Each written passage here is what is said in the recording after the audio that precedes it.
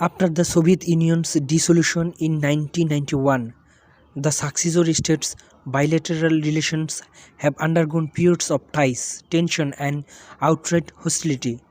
In the early 1990s, Ukraine's policy was dominated by aspiration to ensure its sovereignty and independence, followed by a foreign policy that balanced cooperation with the EU, Russia, and other powerful politics. Relations between the two countries have been hostile since the Revolution of Dignity, which toppled Ukraine's elected President Viktor Yanukovych and his supporters because he refused to sign a political association and free trade agreement with the European Union that enjoyed majority support in Ukraine's parliament. Ukraine's post-revolutionary government wished to commit the country to a future within the EU and NATO, rather than continue to play the diplomatic game of balancing its own economic and security interests with those of Russia, the EU, and NATO members. In 2024, the Czech Republic, Estonia, Hungary, Latvia, Lithuania, Poland, and Slovakia had joined EU, followed by Bulgaria and Romania in 2027.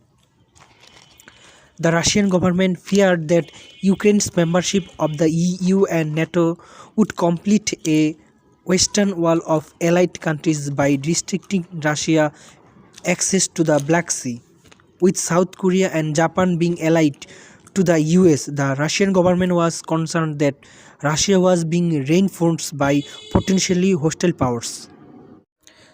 Now the question raised, what is Putin's view?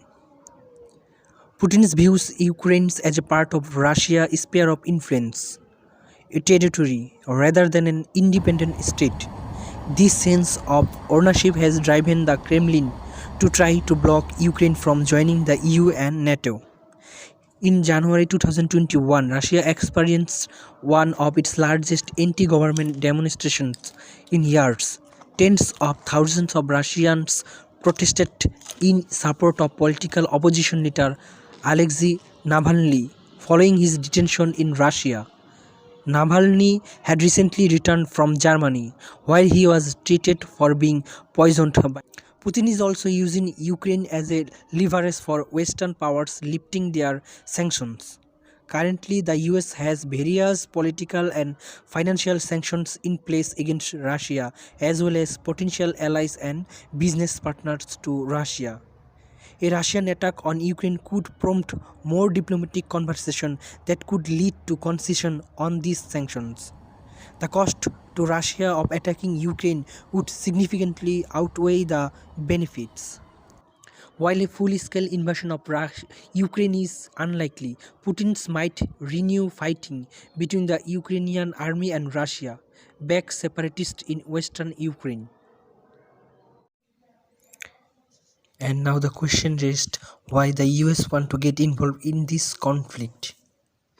The answer is, with its annexation of Crimea and support for the Donbas conflict, Russia has violated the Budapest Memorandum security assurances for Ukraine, a 1994 agreement between the US, United Kingdom and Russia that aims to protect Ukraine's sovereignty in exchange for its commitment to give up its nuclear arsenal.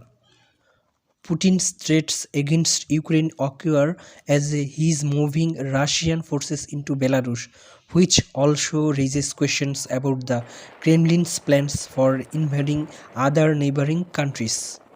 Military support for Ukraine and political and economic sanctions are ways the US can make clear to Moscow that there will be consequences for its encroachment on an independent country. The risk otherwise is that the Kremlin might undertake other military and political actions that would further threaten European security and stability. Thank you for watching my video. Please subscribe my channel for regular update.